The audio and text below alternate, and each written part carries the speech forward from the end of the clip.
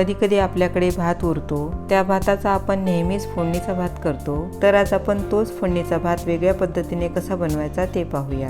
नमस्कार, मी प्रतिभा दारंवार, दाज किचनमध्ये आपल्या सर्वांचं स्वागत आहे। तेलामध्ये मोहरी, जिरं, कढीपत्ता, कांदा परतवून घेऊ।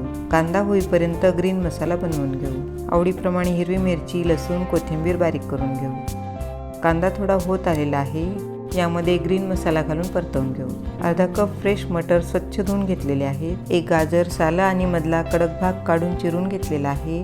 गाजर आणि मटर छान परतवून घेऊ। 2 टोमॅटो बिया काढून चिरून घेतलेले आहेत, बारीक करून घेऊ।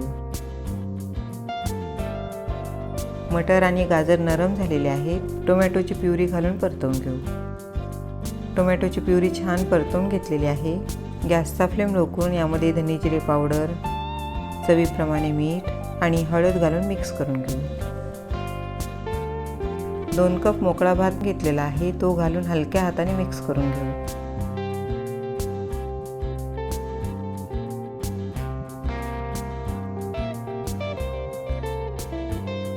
भात व्यवस्थित मिक्स झालेला आहे।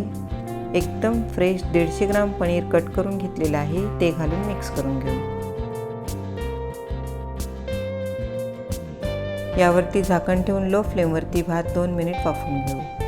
एवढा भात 2 ते 3 व्यक्तींसाठी पुरेसा आहे। मस्त टेस्टी, प्रोटीन रिच, मसालेदार फोडणीचा भात तयार झालेला आहे। तुम्ही अशा पद्धतीने फोडणीचा भात नक्की बनवून पहा आणि कमेंट्स करून मला सांगा। व्हिडिओ आवडला असल्यास लाईक, शेअर करा आणि अशाच वेगवेगळ्या रेसिपींसाठी चॅनलला सबस्क्राईब करायला विसरू नका।